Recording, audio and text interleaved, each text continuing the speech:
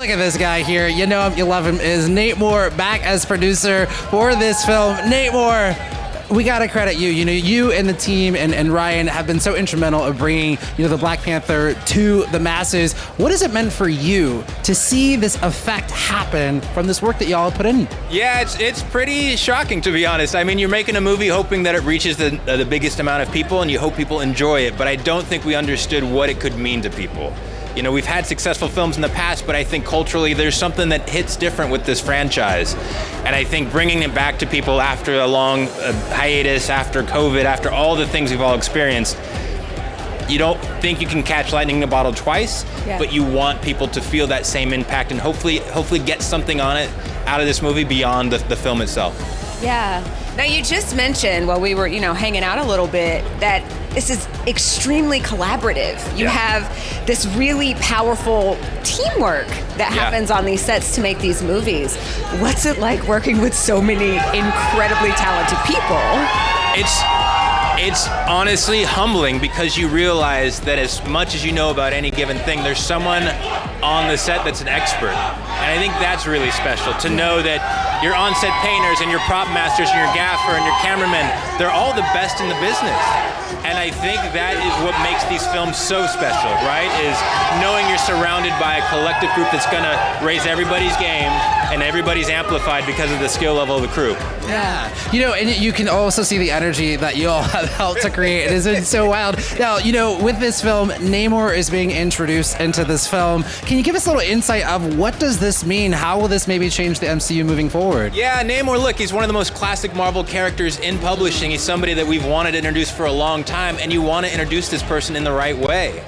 And I think in building the first Panther movie, we realized if we got to make a sequel, there was some natural conflict, even in publishing, between the Black Panther and Namor. Mm-hmm. The great thing about Ryan is he wants to ground everything in reality and everything in a truth. So in rethinking how Namor could be introduced, we really wanted to lean into Mayan culture and be inspired by that civilization that's still very much around and alive. And I think making Namor and Talokan this incredibly special place that gets to both play in this movie and also just be the tip of the iceberg of stories down the road is really exciting. Yeah. Now, you are a producer. Give us a little bit of insight into what goes into making a movie on this scale.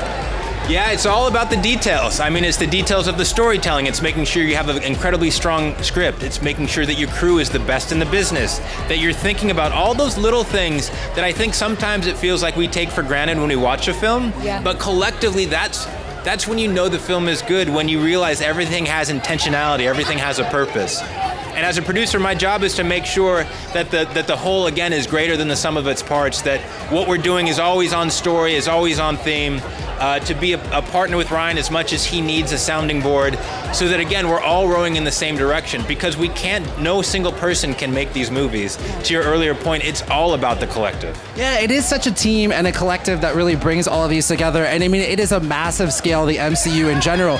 You did just say, just in a moment, that this is going to be having some building blocks to what's coming in the future. Now, this is the last feature film to Phase 4. You knew we were going to go here. I got you. You're not going anywhere. This is the last feature film of Phase 4. So what are these building blocks that we should be looking out for what's coming out in Phase 5? I don't want to spoil it. They had to try.